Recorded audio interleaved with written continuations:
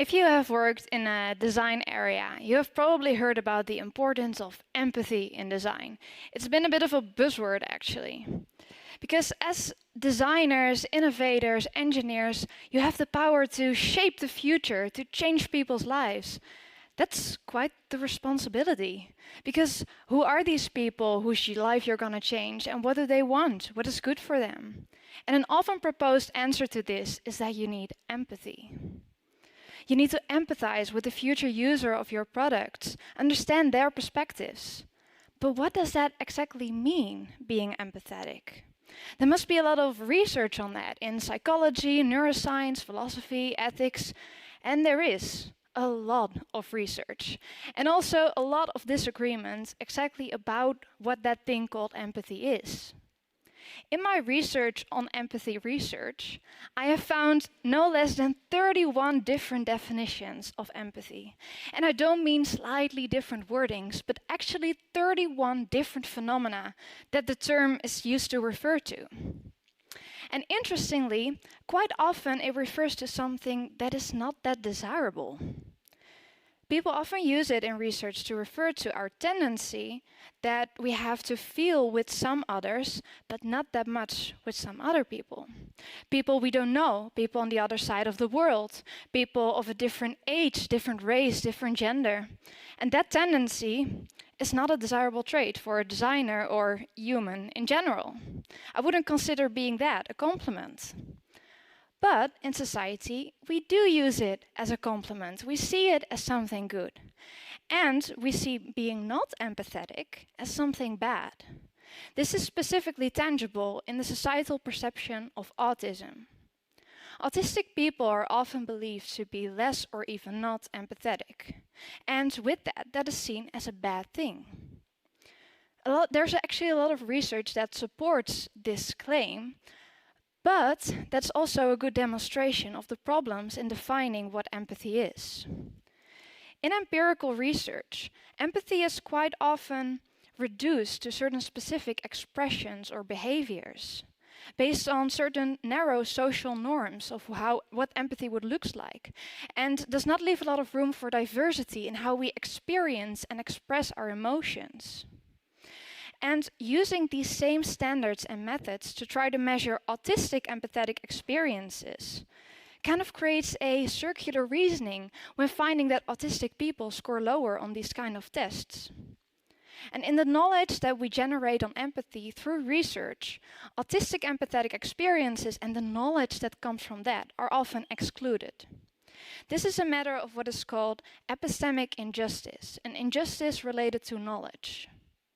And not only does this add to the stigmatization of autism, if we understand empathy in this narrow, exclusive way, it also does not refer anymore to that thing that we value in society, that thing that we use as a compliment. That is why I have been working towards a different approach to understanding empathy. I was looking for a conceptualization that actually has the value that we attach to it in society. We already use it as a compliment, so we need to make sure that who we consider to be empathetic is actually based on merit. It actually has moral significance. Two common but opposing intuitions about what empathy is that it is on one hand about identifying with the other, finding similarities, but on the other hand that it is about being able to take a different perspective, acknowledging difference, and recognize what you don't experience yourself. And both these intuitions are kind of right and kind of wrong, because taken to an extreme, these both phenomena are not very good. If we try to completely identify with someone else, well, we are not that other person. So then we rely on projection. We overlook our differences. But on the other extreme end, that's on that side, if we overlook our similarities, well, we at the very least share being human, and probably much more. And we can probably know all of examples of when we forget about that. In reality, our experiences partly overlap and partly differ, and finding that balance between identifying with the other, finding these similarities in what you experience, but also acknowledging the difference, that is what I call empathy. And these two extremes that I was talking about, I call proximism and distantism. And empathy is in the balance between these two tendencies. This follows a tradition of virtue ethics, where a virtue, a good trait, is seen as the balance between two vices, bad traits. Like, for example, courage is the balance between cowardice on the one hand and recklessness on the other, and courage balances between. So does empathy balance between proximism and distantism. Understanding empathy this way makes sure that it is actually something to strive for, actually something beneficial, because it allows us to appropriately deal with the experiences of others and what we have in common, but also what we don't understand. And we can also apply other aspects of virtue theory. This is a very long tradition onto that, what we know of that. For example, that we can develop it over time, try to recognize our tendencies to these extremes and find the balance.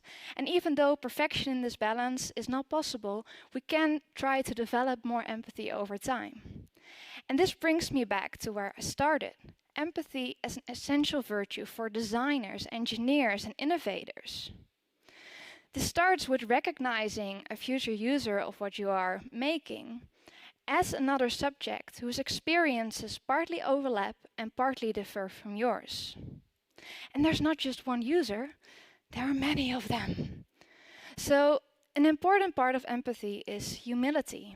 You cannot ever know exactly the other's experience and everything.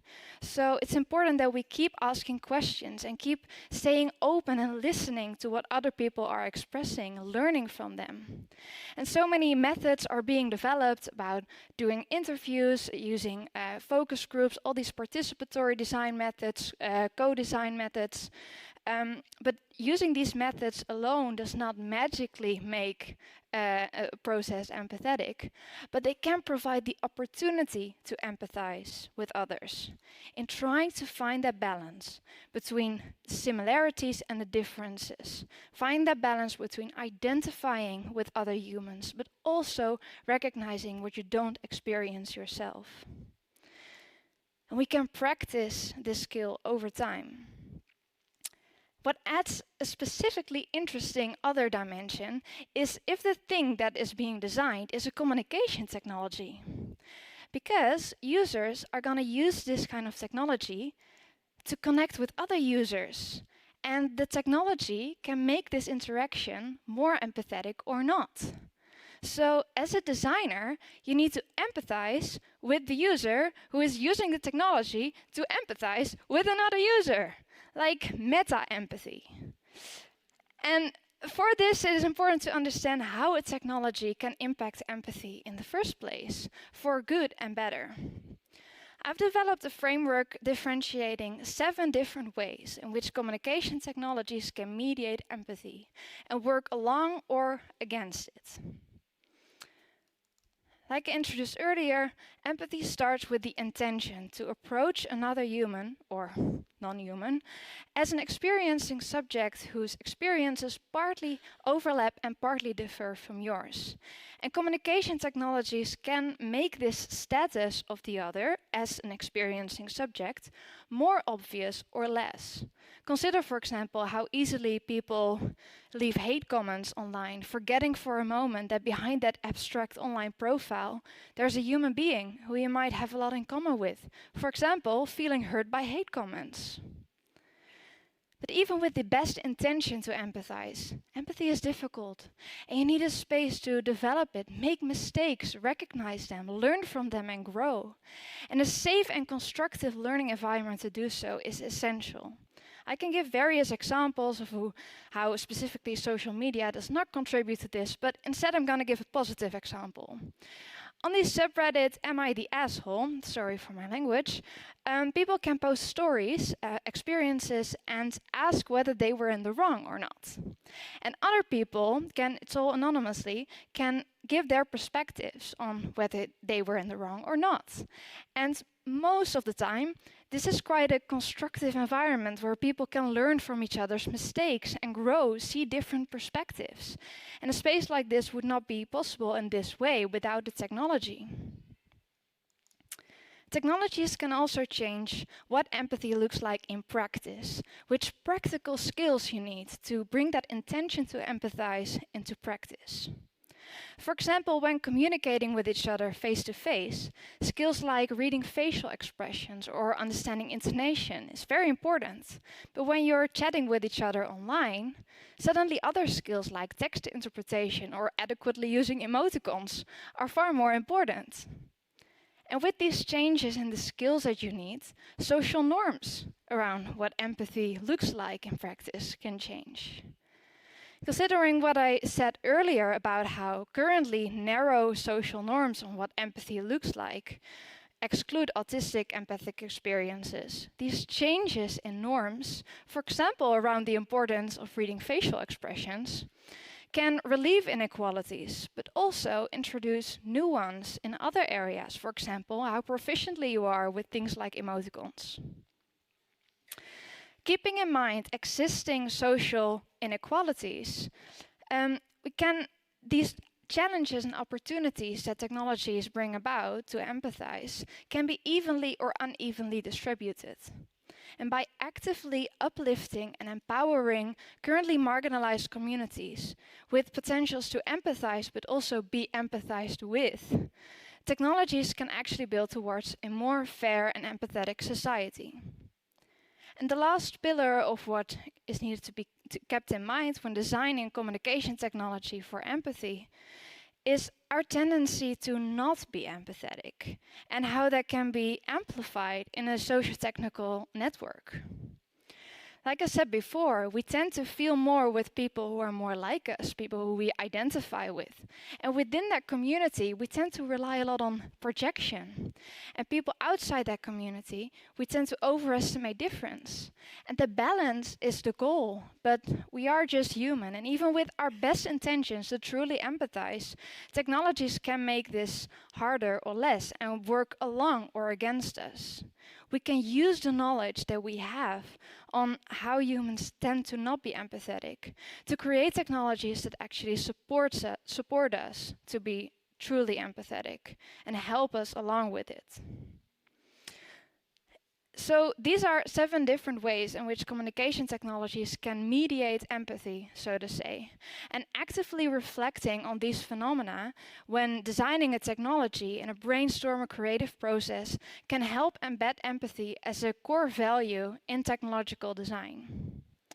I hope I gave you a new and helpful perspective on what it means to be empathetic and how to design with and for empathy. Thank you.